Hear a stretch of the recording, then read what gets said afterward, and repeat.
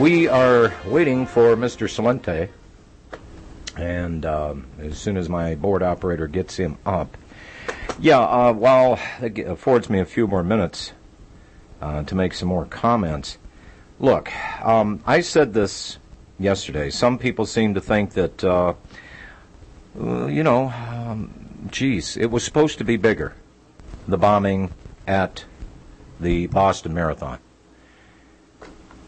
And if you're some kind of Middle East terrorist and you're trying to make a point, an 8-year-old was killed and another individual, a lot of people injured. Middle East style, folks, these bombs take out city blocks.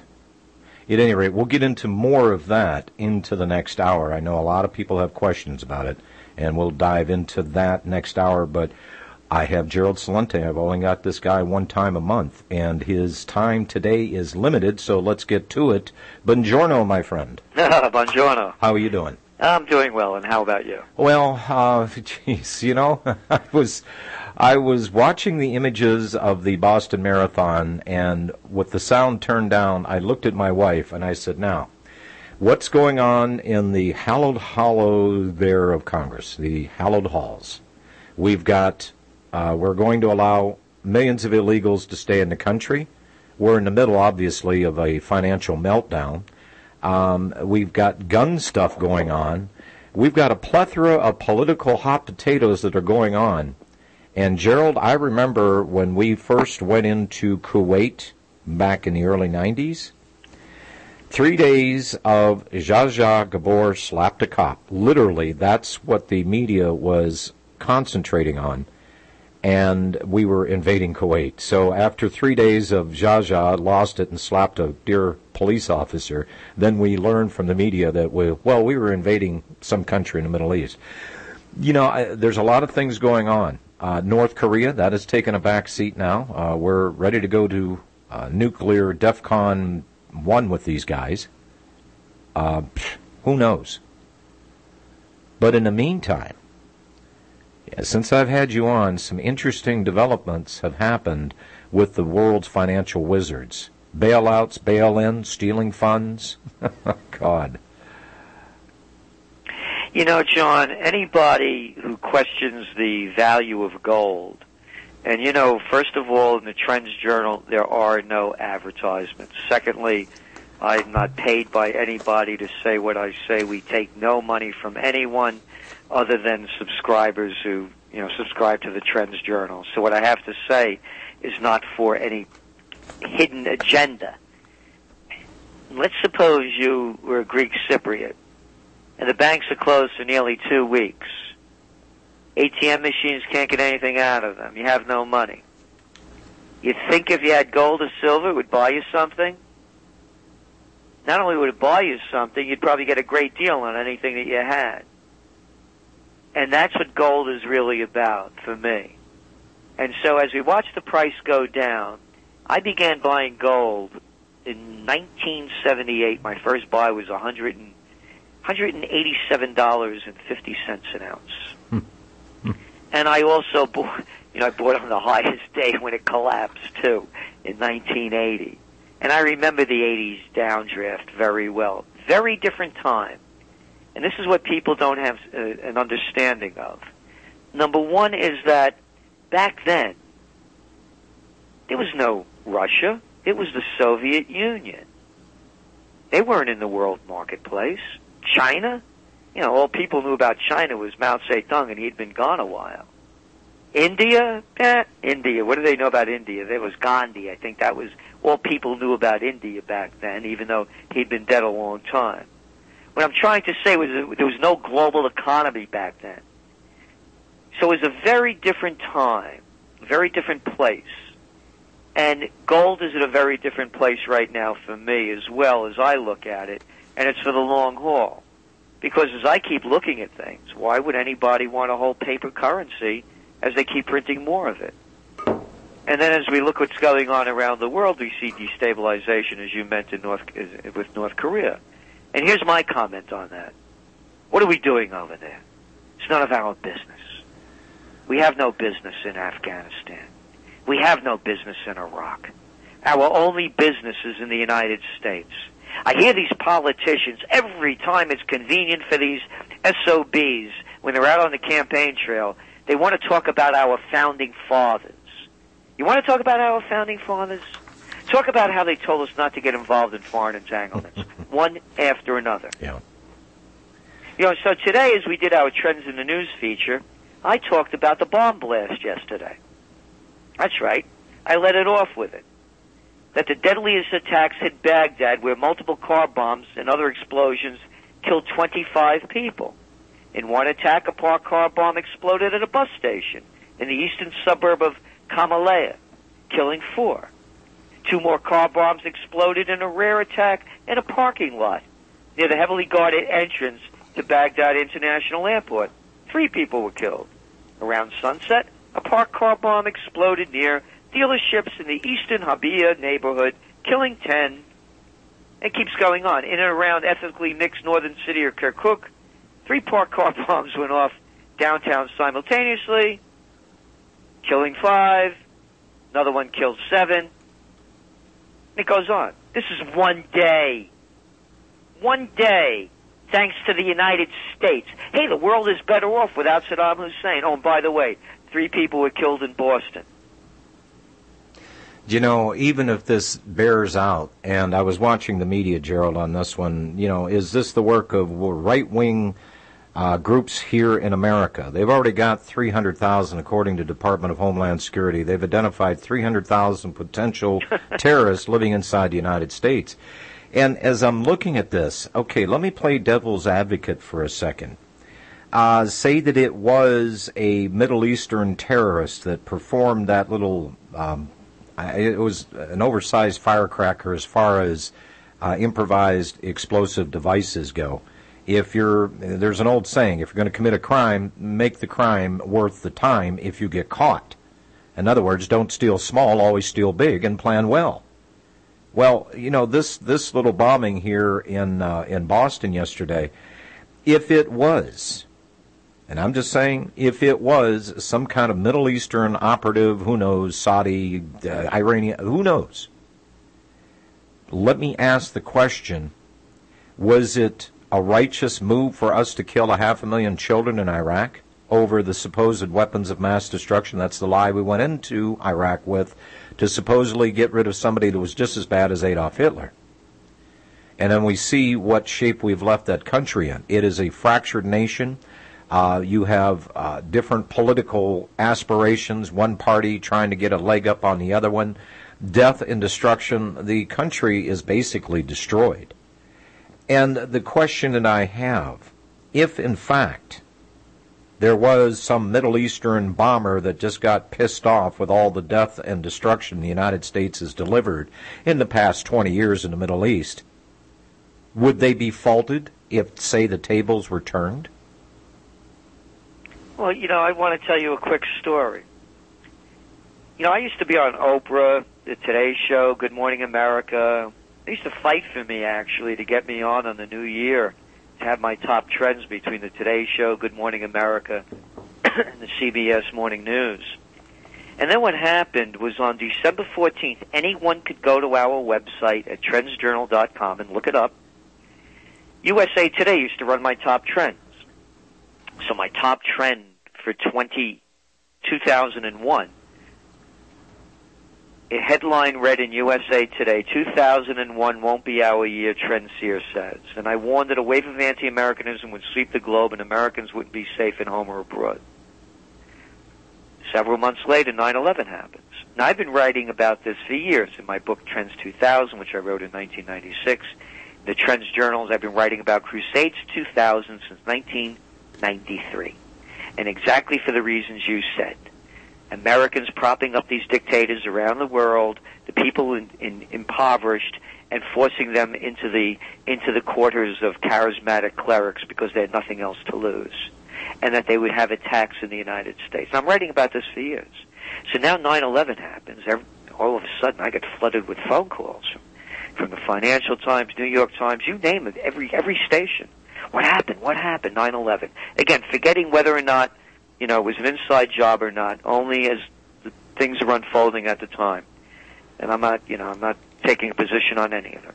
And I just said, they asked, why did it happen? I said, listen, I've been writing about this for years. How could the United States go and prop up these governments all the time, robbing the people, they have nothing, and they're angry? It's payback. No, it's not. They hate our freedom and liberty. Oh, God. Exactly. I said, what, are you kidding me? The narrative, yes. That was the narrative. Now I'm not being called on half of them. And then the Afghan war breaks out. He asked me what's going to happen. I said, why ask me? Why don't you ask Alexander the Great? Ask the British, ask the Russians, and they're right next door. They couldn't pull it off. What makes you think the Americans are going to win this war? You're either with us or you're with the terrorists. Uh-huh. Another narrative. Thank you, Mr. Bush. And then the Iraq war breaks out. I'm still popular with the major media. Gannett asked me to do an editorial on it, an op-ed piece. Went in all the Gannett newspapers. What's going to happen with the Iraq war? I said, it's an easy one. I said, given the size of the American military, they'll have a swift battlefield victory in Iraq. They'll overthrow Saddam Hussein. It'll devolve into a civil war, and Americans will leave after they've lost too many men, too much money, or the will to keep fighting. That was it. That was the end. I proceeded to go broke from basically around 2003 to 2007. I had so few subscribers left to the TrendsJournal that I just wanted to quit writing it. But people signed up for 1, 2, 3 years. And I had an obligation. I didn't have enough money to buy off the ones that signed up for more than 1 year. So I kept writing it. Because I didn't think it was honorable just to, shaft them and walk away. Mm-hmm. So I wrote about, in 2007, I forecasted the panic of '08. And in chapter and verse, I said what was going to happen to the real estate market, with the leveraged buyouts, with the derivatives. I nailed it perfectly. And then I became even more popular than I was before. The moral of the story: money counts more than morality. When I was right on the money, then I was a big hit. When I was right about morality, nobody wanted to hear it. The new God is profit-making, and we seem to be under the spell of corporatism, and any good CEO, and let's face it, for any corporation, his number one job is to expand, expand, expand. It's not about maintaining market share. It's about gaining more profit. It's how do you gobble up the competition, how you engineer stock buyouts, whatever the case may be. But we're entering into a different realm that many people do not understand the thinking. They don't understand. Well, what do you mean General Motors is too big to fail? What do you mean the banks are too big to fail? We have jobs that we've got to maintain. We have an economy we have to keep propped up, and we're going to go to any lengths to make sure that happens. This is the wrong approach. It has been, and they're going to continue to do the same thing. And Gerald, I wanted to get you back around here of the knick-knack paddywhack, throw the dog a bone, and the dog actually being foreign banks that are buying up gold, because who benefits when they smacked gold and silver prices last Friday? They turned around, they did it again yesterday. Who's in that marketplace? Who's got the funds, or at least the funny money script, or enough of it, to go in there and start buying up large quantities of that stuff? I agree with you. And the large banks, the central banks. Well, and what a fall in the dollar's exchange rate, and folks, think about this. The oil bourse, or, what we engineered after World War II, well, we've got an entire planet to help rebuild, so everybody's going to go on the dollar standard. Not one drop of oil will be sold on this planet without it being exchanged in U.S. dollars. Well, what happens when the U.S. dollar flies the coop and nobody trusts it? To the point that we engineered a little mortgage-backed security scam that infected the entire economies worldwide. So what do we have to lose here? Well, the fall in that dollar exchange rate would push up import prices. It'd fire up domestic inflation. The Fed might lose control over interest rates. The bond market might collapse. And then the value of the debt-related derivatives on the bank's too-big-to-fail balance sheets the financial system would be in turmoil. So what would be the obvious thing to do, Mr. Celente? Well, you got to kill gold. Got to kill it. And I'm looking at this, and I actually watched Stuart Varney. He had Peter Schiff on. Oh, really? Day before yesterday. And I'll tell you what, Peter Schiff's stock dropped dramatically with me. What happened? Because Stuart Varney was up there going, okay, well, wait a minute. The world's economies are collapsing. Countries are going bankrupt. We have all these problems. Why is gold and silver being whacked? He turns it over to Peter Schiff, and Schiff just goes into a diatribe as to why he's in a position to buy, and he has been for many years, with no explanation whatsoever as to why it would benefit them to whack the gold and silver prices. What benefit? It's so simple. It's so simple. Anybody can see it. They're devaluing the currencies in front of our eyes. What do you want to call it? QE1, QE2, QE3?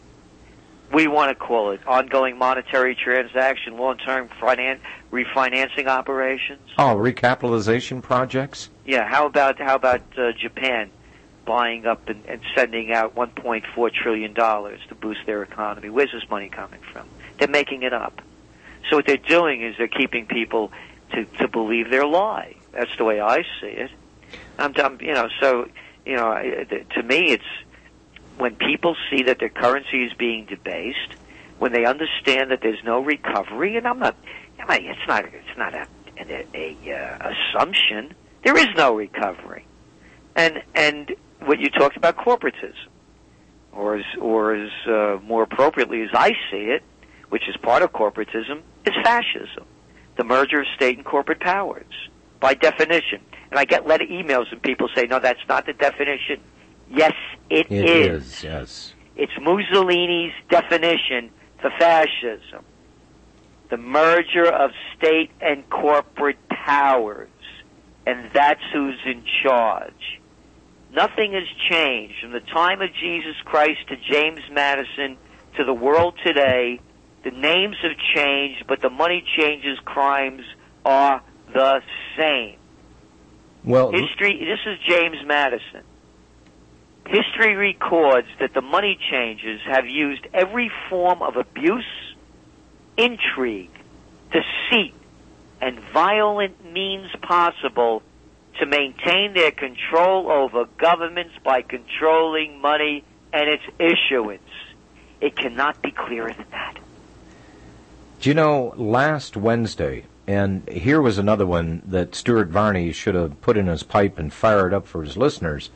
Last Wednesday, the Kennecott, Utah's copper Bingham Canyon mine, about half of it disappeared. They had a major slide. Well, what does that mean? Well, that's 16% of U.S. annual silver supply. It just ran down the mountainside.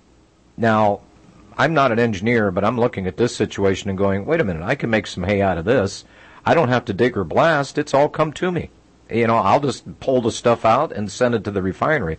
But having said that, last Wednesday, the mine collapses. It produces 500,000 ounces of gold annually, 16% of the U.S. annual silver production. They are saying that between 3 to 5 million ounces of silver a year comes out of that mine. That happened last Wednesday. Right. The markets get whacked Friday. They get whacked harder Monday. And then we're in the middle of Boston Marathon. Oh, excuse, scratch, scratch, scratch. We're going to war with North Korea. Scratch, scratch, scratch. What else is out there?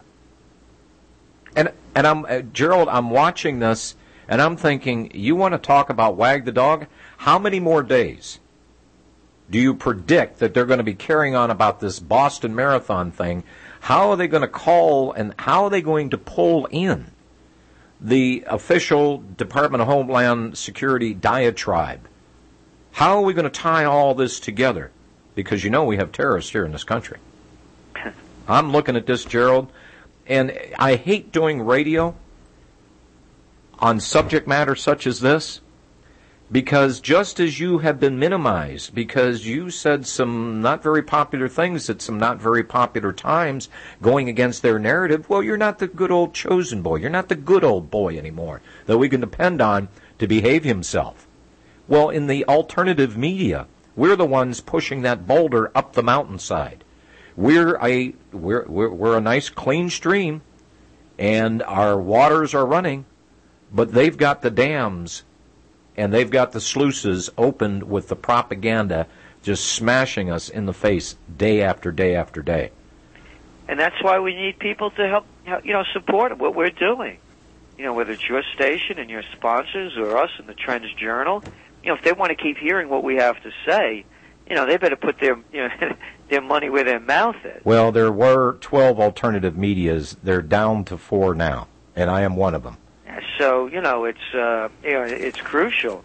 We're a small operation, but we have a very wide following. But we do it because people subscribe to the TrendsJournal and see how it trends in the news every day. And so if the people aren't going to step up, then we're going to go down. And I don't only mean financially, in the sense that when everybody rises to a higher level, then they don't believe this baloney. Well, they don't buy into it. I'm out last night, and a guy starts talking to me, I got this letter from, blah, blah, blah, blah, and it was about gun control. We need gun control. And I said, listen, just before you keep going on, let's make this really clear. And he's a friend of mine. I said, every major mass assault, murders have been caused by people on psychotropic drugs. I said, you don't hear one word about that. This isn't an issue of gun control. It's an issue of mind control. And the minds are being all screwed up by Big Pharma. I said, who advertises on all these shows? Who advertises the news? Yes, you watch the news. Who are the advertisers? Who puts the funds in the political campaigns? Exactly. Every drug company, I'm sick of hearing these stupid ads. 5 seconds of how it's going to help you, and 25 seconds of how it's going to kill you. Mm-hmm. And people believe this stuff, and they do. And by the way, the person that made it possible to put there were no drug ads on TV until Bill Clinton put them on. 1997. Well, isn't it odd that the distillers of America can't advertise their alcohol on air, but yet the legalized drugs we can? Oh, yeah. That has more, alcoholism, folks, I don't play around with this because I have firsthand experience. My father was an alcoholic. It killed him twice. They had to literally bring the guy back to life. Alcoholism is not a funny thing. But what the damage is, that's just the medication that people are using to numb themselves. That much I learned out of his experiences. But when I look at this, Gerald, when I see the unmitigated damage that's they're doing to children, the perfect scenario was set up, wasn't it? Let's make gun-free zones. Let's get people on these psychotropic drugs that their own studies. I forget which company. It was either GlaxoSmithKline or Lilly. I forget which. But they did their own internal studies with these Zolofts and these other inhibitors, these uptake inhibitors, and their own studies showed between a 5 and 6% chance that you're just going to go absolutely psycho on these drugs. Oh, I know.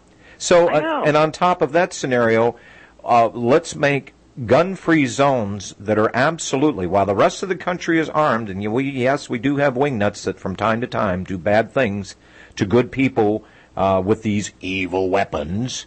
By the way, Gerald, less than 1%. We saw Sandy Hook. And it's let's get rid of these evil assault weapons and these big caliber. Less than 1% of the murders in this country are committed with those type of weapons. And it's not even an assault weapon. It's a semi-automatic rifle. We've got Rahm Emanuel coming out in Chicago when asked about the crime problem. He says, well, we still have to do more with that. And we're seeing the Congress of the United States debating on more gun control. Well, Gerald, I reminded people, Valentine's Day, what year was that? Yeah, when they got in there in the parking garage and decided with automatic and Thompson machine guns to murder the other criminal opposition. And I said what they should have done was made sure that they were both armed equally, and then arrest the guys that were still walking and talking, and arrest them as they came out. I've said, and it was kind of a flip thing to say, but there was a certain degree of honesty to it. With all these criminals that are murdering each other on the streets of Chicago, let's all put them in the Bears Stadium, Soldier Field, arm them up equally, and arrest those that walk out that are still alive. This is not a gun problem. It is a criminal problem. But let's take it one step further. How about these guys that are starting wars? Yes. And that's my 4 rules of peace. Obama says that Assad has to go. Let's put him in the Arena di Verona, the beautiful restored Roman amphitheater in Verona, and let him fight it out, man to man. You got to go. Hussein has to go. Bush and Hussein. Put him on pay-per-view. We could balance the budget with it. I'm sick of these people telling us that we should fight and we should go to war as they're being protected at home with enough security around them that, they could walk through the Battle of the Bulge unscathed.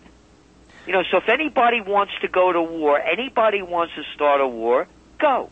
Leave me out of your psycho trip. And if you want to support it, you're too old or infirm to go to war, send your money. I don't want to send mine. I am sick of being in foreign countries with my money. I don't want my money going to Israel. I don't want it going to Italy. If I was going to send it anywhere first, it would be Italy. I don't want it going there. I want my money staying home. I want the troops staying home.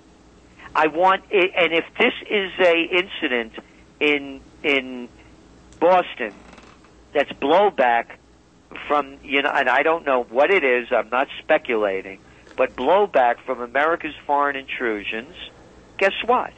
The same thing happened against the French in Mali when they invaded at the end of December of 2012. And ironically, the French jumped in there, and what was the one thing that Mali had that the French needed?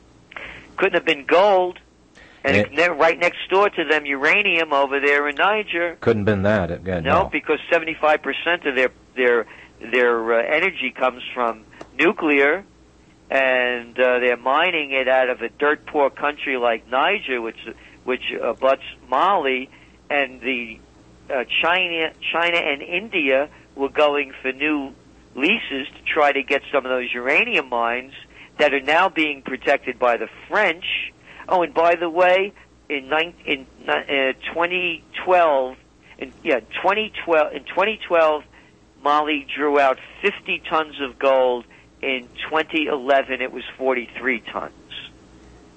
Gerald, I'm sitting here. You only have a couple more minutes. I guess you've got to dive out here in less than 5 minutes, correct? Yes. Okay. I'm looking at the markets. Gold right now, 1369.30, jumped up 1670 today. Silver, they whacked down to 2344, but I'm looking at the Dow Jones up 157. But I go down the list here.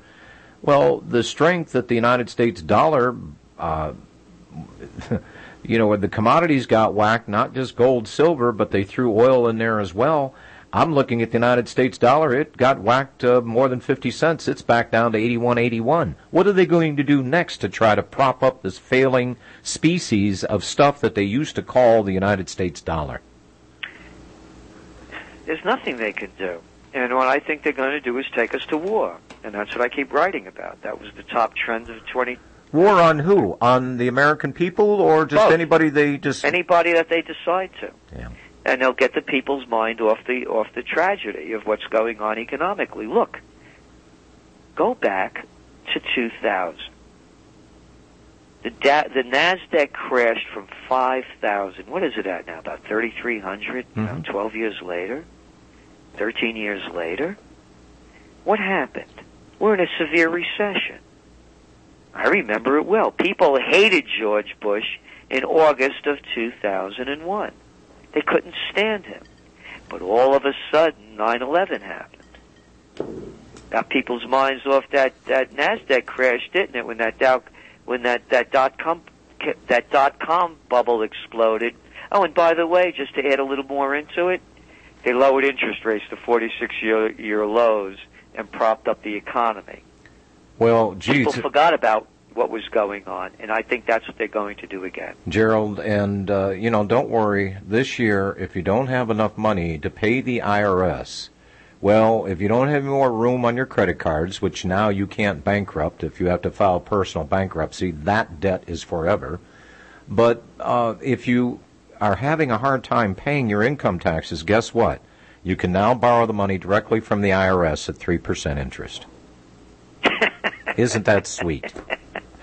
And don't forget those student loans. I'm telling I know. Gerald, I mean, how fascism is what I'm trying to say. Yeah. It's the merger of state and corporate powers. You can't make this stuff up. No, and you can't make it work, well, unless you're sitting on the other side of the fence and you're with the corporations and you're with the banks. That's Otherwise, right. You lose. Well, Gerald, we got cut short. I had to skip 2 breaks to get you in uninterrupted for a half hour. But thank you very much. I'm more than happy to do that because I appreciate being on with you, and thank you very much, and thank you for all that you're doing. TrendsJournal.com, Gerald Celente, there he goes. Thank you, my friend. Bye-bye now.